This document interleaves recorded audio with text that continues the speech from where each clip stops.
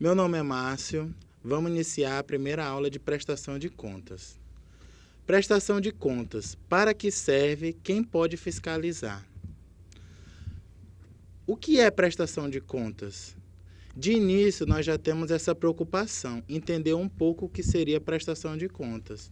Mas, no nosso dia a dia, nós já fazemos as prestações de contas de alguma forma mais subjetiva.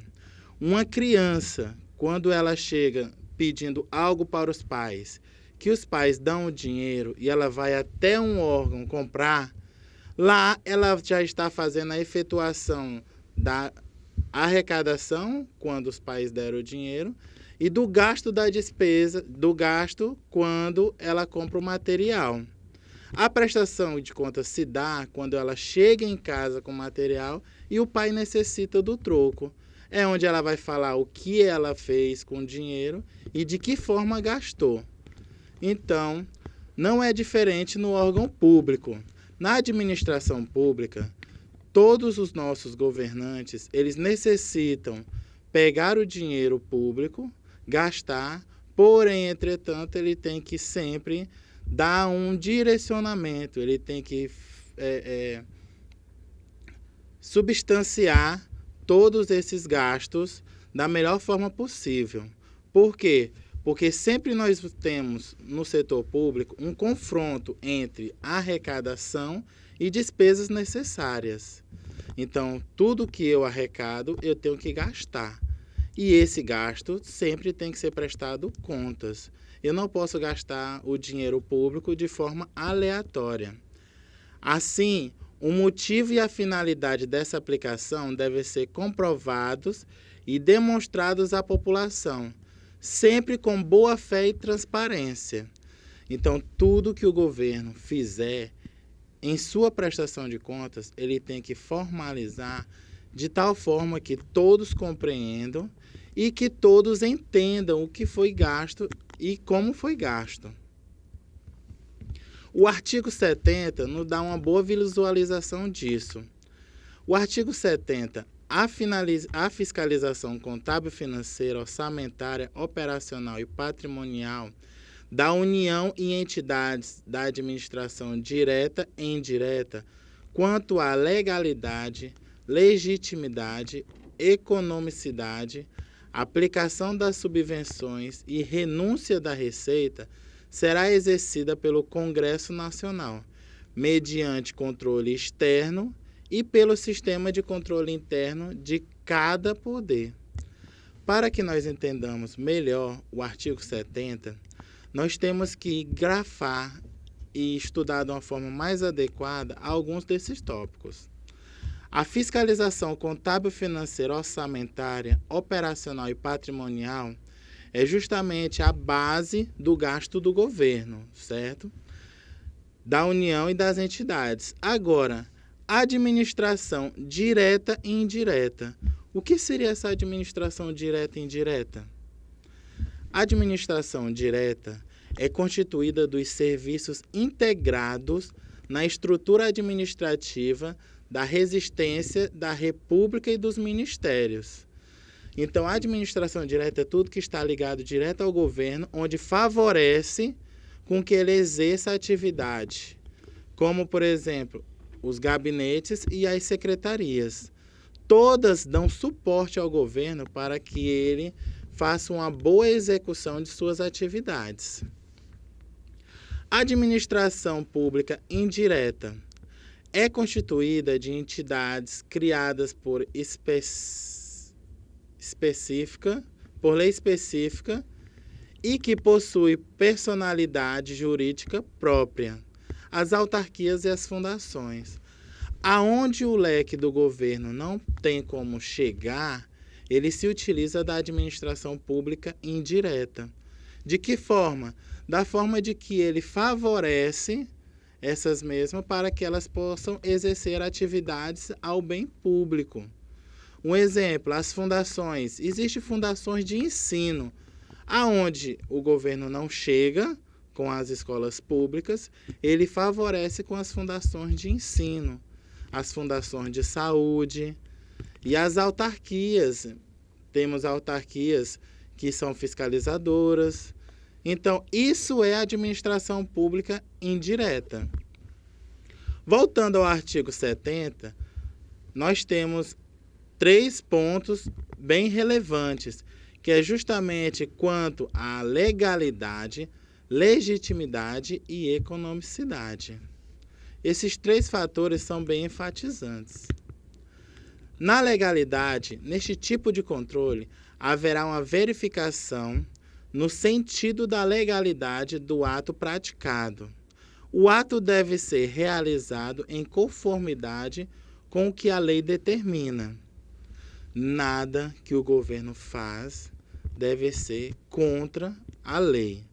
A legalidade, ela justamente enfatiza isso. Qualquer atitude que o governo venha a fazer, ele tem sempre que ter a lei como uma base de fundamentação para o mesmo. Então, tal que nós temos as leis orçamentárias, as leis de controle, justamente para favorecer que o ordenador político sempre consiga efetuar suas atividades da melhor forma possível. A legalidade, ela é direcionada à lei. Agora, a legitimidade, no controle da legitimidade, será verificado se o fato atende não apenas à lei, mas se ela é contingente também a interesses públicos, bem como se respeita a base da moralidade. Então, não adianta você ter atitudes que sejam somente direcionadas à lei. Você tem que ter atitudes direcionadas à lei que não afete a moralidade do público, da sociedade. Então, essa legitimidade, ela defende que todos os valores que o governo venha a gastar, ele gaste de uma forma objetiva e que não afete a moral, não afete ao bem público. Então, sempre seguindo a linha de raciocínio de defesa da população e da sociedade. A economicidade, por meio desse tipo de controle, procura-se verificar se o ato realizado atendeu aos interesses públicos, buscando o menor custo possível, ou seja, se foram alcançados os melhores benefícios com os menores gastos possíveis. Portanto, deverá existir um equilíbrio nessa relação custo-benefício. É a base que nós temos das licitações. As licitações, elas estão justamente correlacionadas à economicidade. Por quê? Porque na licitação nós temos 3 valores do mesmo produto e buscamos um valor menor a ser comprado, sem tirar a qualidade do produto. Então, nessa sequência de legitimidade, legalidade e economicidade, é que o governo consegue favorecer e guiar a prestação de contas da melhor forma possível. Por que da melhor forma possível? Porque com esses controles, com esse direcionamento, é que ele consegue enfatizar todas as suas atividades e suas atividades serem exercidas de uma forma bem branda. Mas para isso, para que esse controle seja bem exercido, para que essas atividades sejam bem efetuadas, nós temos sempre que ter algo a mais. Esse algo a mais do governo é justamente o controle interno e externo. O controle externo é exercido por um órgão diverso daquele que é controlado. Ele se encontra fora da organização estrutural, a qual se encontra o órgão controlado. É o controle exercido por um poder a outro. Exemplo, o Poder Legislativo, portanto, irá realizar um controle sobre o Poder Executivo e também sobre o Poder Judiciário, mediante o TCE e o TCU. Bem, pessoal, o Poder Legislativo, ele sempre vai ser um direcionador. Por quê? tudo que o executivo efetiva, ele passa para o legislativo e o legislativo vai dizer se aceita ou não.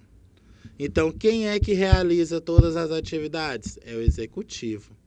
Quem é que normatiza? Quem é que faz a normatização de todos esses fatos? É o legislativo. E quem julga esses processos é o judiciário. Só que como o executivo o órgão que faz todo esse direcionamento, no executivo ele recebe os orçamentos do legislativo e do judiciário. Então, o legislativo e o judiciário, eles também prestam conta. Então, a prestação de conta geral vai para o executivo, onde formaliza tudo isso, formalizando tudo isso, manda para o legislativo, onde ele julga se está verídico ou não as informações. Como é que ele julga? Ele julga perante pareceres. Por quê? Porque no legislativo, nem todos os membros entendem muito bem da efetivação da prestação de contas. Então, para isso, nós temos o TCE e o TCU, onde o Tribunal de Contas é estabelecido na Carta Magna a competência atribuída a estes órgãos de controle do governo, que tem várias funções, entre elas fiscalizadora. O Tribunal de Contas ele exerce a função fiscalizadora. Por quê? Porque ele vai pegar todas as contas e vai ver se estão reais, se estão bem executadas, se as licitações foram feitas de forma correta, se não há nenhuma falta de documentação. Consultiva, quando o gestor ou alguma pessoa dos órgãos tem algumas dúvidas, a quem é que ele tem que recorrer? Ao Tribunal de Contas. Então, o Tribunal de Contas ele exerce atividade consultiva. Jurisdicional. O Tribunal de Contas ele tem essa base legal. Ele tem a base legal e tem a base consultiva, justamente para favorecer nas informações. Então, tudo que nós precisamos de informações das prestações de conta, do que o governo está fazendo com suas receitas e despesas, essas informações os gestores adquirem no Tribunal de Contas. Elas são sancionadas, corretivas, quando o Tribunal de Contas necessita corrigir algum fato, alguma prestação que foi de forma equivocada, alguma atitude. Então, ele exerce a função corretiva. E de ouvidoria, quando ele dá essa interatividade para o gestor, dele dar as informações e o gestor ir acatando ou não, porque o gestor tem a opção de seguir ou não o que o Tribunal de Contas comunicar.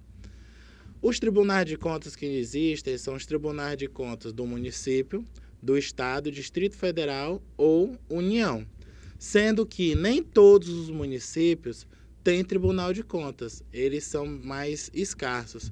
Quando não existe o Tribunal de Contas do município, o Tribunal de Contas do estado, ele exerce essa atividade de recepção das prestações de contas e efetivação de certas informações, de consultas, o que o Tribunal de Contas já tem por direito fazer.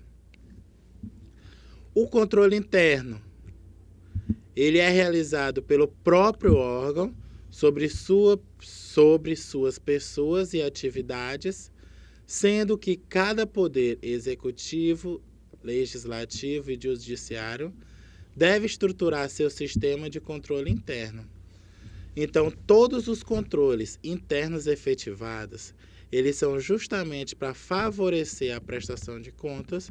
Nesse favorecimento, enviar para o órgão de controle externo, que são os tribunais, e com esses tribunais você efetivar toda a operacionalização do setor público. Então, fundamental saber, prestação de conta bem feita é prestação de conta bem controlada e bem efetivada, tanto pelos órgãos internos como pelos órgãos externos, favorecendo assim uma boa desenvoltura e um bom controle de tantos repasses que nós recebemos e das tributações que arrecadamos. Pois a partir da tributação que nós arrecadamos é que nós conseguimos obter receita para efetivar as despesas. Podem ser direcionadas para vários setores, tanto o setor da saúde, da educação, o setor de infraestrutura. Então, esses valores são fundamentais e para que eles sejam fundamentais, precisamos sempre controlá-los.